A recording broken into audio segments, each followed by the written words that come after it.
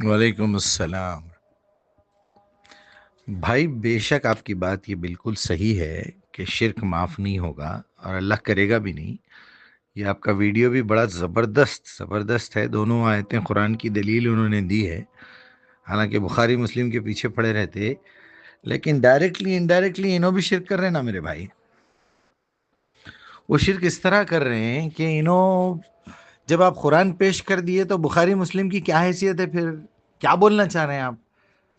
یعنی 50 لوگوں کے بعد ایک روایت امام بخاری کو ملی، امام بخاری کے بعد 1200 سال سے زیادہ گزر چکے ہیں، پتہ نہیں کن گندے گندے بیکٹیریل ہاتھوں میں سے ہوتے ہوئے کوئی روایت آپ تک پہنچ رہی ہے، اگر اتفاق سے وہ صحیح بھی ہے تو میں کیا کروں؟ امام بخاری زندہ ہو کے ابھی آ کے عصر کی نماز میں مل کے بھی اگر میرے کو کوئی حدیث سنائے تو I don't have any interest, I don't care, مجھے کیا کرنا ہے؟ میرے کو عربی آتی، میں قرآن پڑھ رہا ہوں، میں تقوی پہ زندگی گزار رہا ہوں الحمدللہ۔ میں تھرڈ کلاس قسم کے شرک نہیں کرتا۔ کیا آپ شرک صرف یہ سمجھ رہے ہیں کہ خبروں پہ جا کے واسطے وسیلے لگا رہے ہیں، بھیک مانگ رہے ہیں، یا کسی مورتی کو سامنے رکھ کے گنیش کو، مہیش کو، رمیش کو پکار رہے ہیں، یا عیسیٰ کا پتلا بنا کے، مریم کا پتلا بنا کے ان لوگوں کو جو ہے یہ کر رہے ہیں؟ اصل میں ہم عبادت نہیں سمجھے۔ جب عبادت نہیں سمجھے تو شرک کا پتہ ہی نہیں چلا کیا ہے۔ شرک کا پتہ اس لیے نہیں چلا کیونکہ عبادت اور شرک کے بیچ میں توحید بھی ہے۔ کبھی زندگی میں کوئی توحید نہیں سمجھایا۔ اللہ کو اکیلا اکیلا صرف اکیلا ماننے کا مطلب کیا ہے؟ وہ ہمیشہ ہمیشہ کے لیے زندہ ہے، هو الاول هو الآخر، وہ مرتا نہیں ہے۔ کوئی اور نہیں مرا بولے تو شرک ہو گیا۔ اب عیسیٰ کو زندہ سمجھ رہی پبلک، عیسیٰ مردہ ہے بھائی، مر چکا ہے۔ سارے نبی مر چکے ہیں، محمد الرسول اللہ بھی مر چکے ہیں، صحابہ اکرام بھی مر چکے ہیں۔ ارے بھائی شہید ہوئے بول کے ماتم کرتے نا یاقی۔ جو روح ہے ان کی وہاں اللہ کے پاس زندہ ہے۔ بھائی اللہ تعالیٰ جو قرآن میں بتا رہا ہے وَلَا تَقُولُوا لِمَن يُقْتَلْ فِي سَبِيلِ اللَّهِ اموات، جب قتل ہو گئے تو پھر آپ اس کو مردہ مت بولو گا، کیا مطلب ہوا بتائیے آپ؟ مطلب یہ ہے کہ کافر مرا تو اس کو مردہ کا لفظ استعمال کرو، مومن مرا تو اس کو شہید ہوا بولو، سمپل۔ دو بچے اسکول میں پڑھے، انہیں بھی پاس ہو گیا، انہیں بھی پاس ہو گیا، بھائی انہیں منیمم مارک سے پاس ہوا سو ہے، انہیں 99% لایا سو ہے، آپ اس کو بولو نا ٹاپ اسٹوڈنٹ ہے اسکول کا بول کے، اتنی بات ہے، پاس تو دونوں بھی ہوئے۔ اچھا دو بچے فیل ہوئے، ایک بچہ 1 نمبر سے فیل ہوا، ایک کو تو نالائق 0 لے کے آیا، آپ دونوں کو اکٹھا کیسا کریں گے بتائیے؟ آپ دونوں فیل ہوئے ہیں حالانکہ۔ تو بات کو سمجھنا چاہیے، علام الغیوب اللہ ہے، اس سے بے تک کی دعائیں کرتے ہیں، مجھے دولت دے دے، مجھے برکت دے دے، مجھے فلاں دے دے، فلاں کو ہدایت دے دے۔ اس سے جو چیزیں مانگنے کی ہے وہ استغفار ہے، وہ تعوذ ہے، وہ ہدایت ہے اپنے لیے، دوسروں کے لیے نہیں مانگ سکتے آپ ہدایت۔ آپ ایون اولاد کے لیے نہیں مانگ سکتے ہدایت، ڈائریکشن ہے وہ ڈائریکشن باپ کا کام ہے، وہ اپنی اولاد کو دے کے بیٹا دیکھو ڈائریکشن کی صحیح کتاب، ذالک الکتاب لا ریب فیہ ھدی للمتقین۔ یہ قرآن جو ہے ھدی للناس والفرقان بھی ہے، یہ فرقان سمجھانا چاہیے بچوں کو۔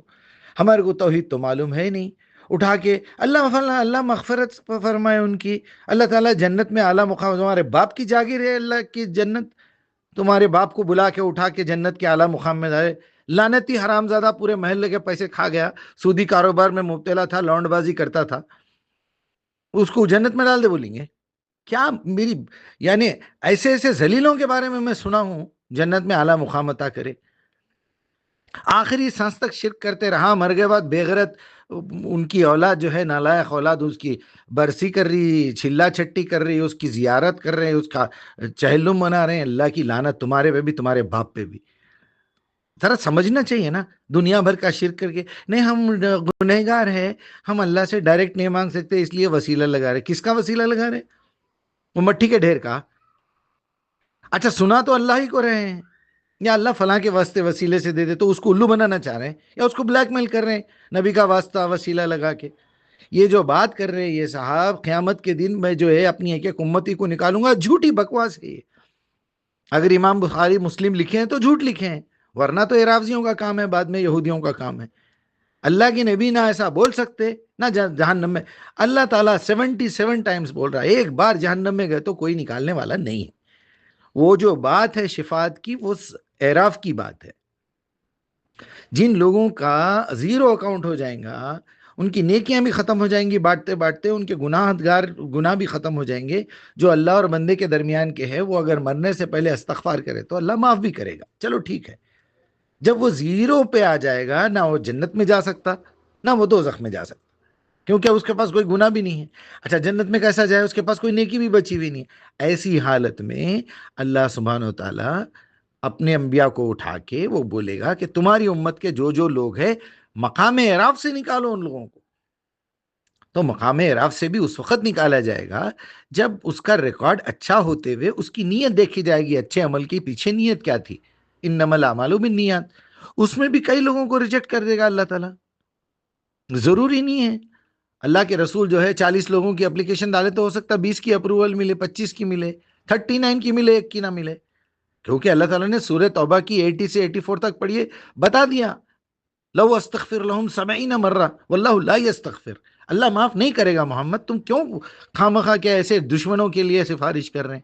مت کرو ایسی سفارش. بات کو سمجھنا چاہیے میرے بھائی. کفریہ الفاظ استعمال کر دیتے انہوں بھی. 50 وقت سمجھایا علی ایسی باتیں مت کیا کرو. یہ تم بخاری مسلم کے حوالے مت دو. یہ پرسنل کام کرنے کے پرائیویٹ معاملے ہیں سنگل آدمی کے. یہ پرسنل میٹر ہے، میرا نجی میٹر ہے، یہ پرائیویٹ میٹر ہے میرا. یونیورسل اسٹیج پہ بیٹھو تو بخاری مسلم کا نام مت لو. قرآن دنیا تک پہنچا دو، بس اتنی ذمہ داری ہے. محمد رسول اللہ کی بھی اتنی تھی، تمہاری بھی اتنی ہے، پوری امت کی بھی اتنی ذمہ داری ہے. زیادہ ڈیٹیل میں جا کے زیادہ وہ جا کے، سمپل الفاظ ہے قرآن کے، سمپل ترجمہ ہے، 2 ٹوک انداز میں بات کو سمجھا دو، ختم ہوگی بات. ہاں اس کے خلاف کوئی بات آ رہی تو پھر اس پہ بحث کرو، پھر سمجھاؤ لوگوں کو کہ بھائی قرآن تو یہ بول رہا، تم کہاں سے لے کے آ رہے ہیں سب چیزیں؟ عقل تو ہے نہیں تم کو، تم قرآن پڑھنا چاہتے نہیں، تمہارے قرآن سمجھ میں آتی نہیں، تمہارے بیچ میں چور مولوی بیٹھے ہوئے ہیں قرآن نہیں سمجھ سکتے بول کے. اس کے بعد تمہارے اپنے اندر کی شیطانیت بیٹھی ہوئی ہے، تمہارا نفس روک رہا ہے، تم تقوی اختیار نہیں کرتے، تو ہدایت کہاں سے ملیں گی؟ ہدی للمتقین اللہ بتا دیا. الذین یؤمنون بالغیب ویقیمون الصلاۃ ومما رزقناہم ینفقون. صلاۃ تو تمہارے پاس ہے ہی نہیں، تمہارا اللہ سے کوئی تعلق نہیں ہے. تم 10 منٹ 5 منٹ نماز میں کھڑے رہتے، آدھے گھنٹے تک پورے 12 رکعت 8 رکعت 7 رکعت 16 رکعت 17 رکعت پڑھتے، 17 سیکنڈ کے لیے اللہ سے تمہارا تعلق نہیں ہے، ایک لفظ سمجھ کے نہیں پڑھتے، تو اللہ کی لعنت ہوں گی نا. یہ سب بیکار کی باتیں ہیں. شرک کا مطلب یہ ہے آپ قرآن کے ساتھ بخاری مسلم کو لگائے تو شرک، آپ اللہ کے ساتھ کسی کو واسطہ وسیلہ لگائے تو شرک، آپ کسی مردے کو زندہ سمجھے تو شرک. اللہ کے رسول ہو، موسیٰ ہو، عیسیٰ ہو، آدم ہو، کوئی بھی ہو، بھائی سب اپنی اپنی خبروں میں مٹی میں مل گئے، ختم ہو گئی بات. ان کی روح مبارک ہستی اللہ کے پاس محفوظ ہے، جنتوں کے باغوں میں رکھے ہوں گے اللہ تعالیٰ. جیسا فرعون کو جہنم دکھا رہے روز، ویسا انبیاء کو، صلحاء کو، اولیاء کو، بزرگان دین کو، اہل بیت کو، صحابہ کرام کو جنت دکھا رہے ہوں گے. وہ ان کا اپروول ہے، مجھے کیا کنسرن ہے ان سے؟ انہوں جو لا کے دیے وہ پڑھنے تو تیار نہیں ہے، رسول اللہ کی زبان سیکھنے تیار نہیں ہے، دھڑی زبان سیکھتے، تیلگو بولے تو فرسٹ کلاس آ رہی، ہندی بولے تو فرسٹ کلاس آ رہی.